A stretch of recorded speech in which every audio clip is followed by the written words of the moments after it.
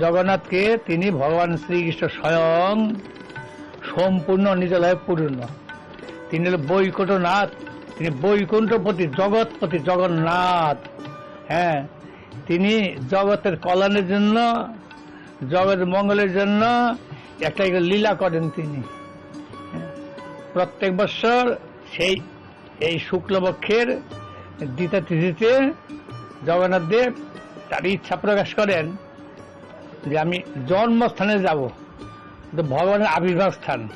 ভগবান সবসময় আছেন, আবির্ভূত জন্মাষ্টমী কৃষ্ণের আবির্ভাব তিথি, মথুরাতে বৃন্দাবনেতে, এখানে দোল পূর্ণিমাতে চৈতন্য মহাপুর আবির্ভাব তিথি, নবদ্বীপ মায়াপুর ধাম। এরপরে জগন্নাথের আবির্ভাব কোথায়? পুরুষোত্তম ধাম, নীলাচল, শঙ্খক্ষেত্র, সেইখানে এলো যে মহাবেদী যেখানে রয়েছে অর্থাৎ গুন্ডিচা মন্দির, অর্থাৎ প্রত্যেক স্থল করে সেই ভগবান শ্রীকৃষ্ণই তিনি দ্বারকাধীশ, মানে প্রেমময় বিগ্রহ হলো সেই রাধা মদন মোহন।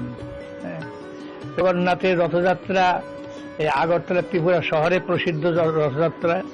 ত্রিপুরা রাজ্যের শান্তি কামনায়, সুখ কামনায়, ত্রিপুরাবাসীকে সেই প্রকার আনন্দ দেওয়ার জন্য ভগবান জগন্নাথের লীলা করে জগৎ সকলকে আকর্ষণ করে তিনি কৃপা করছেন, কৃপা বর্ষণ করছেন যাতে জগৎ জীবের কল্যাণের মঙ্গল হয়।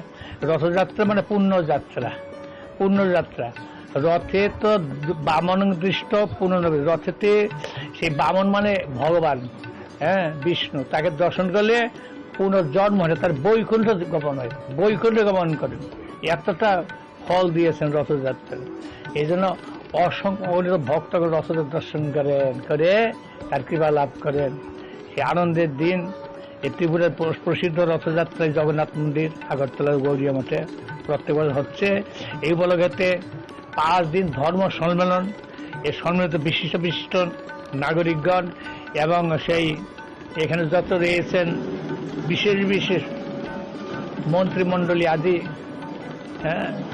ভাইস চ্যান্সেলর আদি সকলেই অতিথি রূপেতে অংশগ্রহণ করে রথ উপলক্ষেতে সেখানে আনন্দ করবেন, কিছু কথা বলবেন, সে মহিমা গুণগান কীর্তন করবেন, রথযাত্রা জগন্নাথের মহিমা গুণগান কীর্তন করবেন।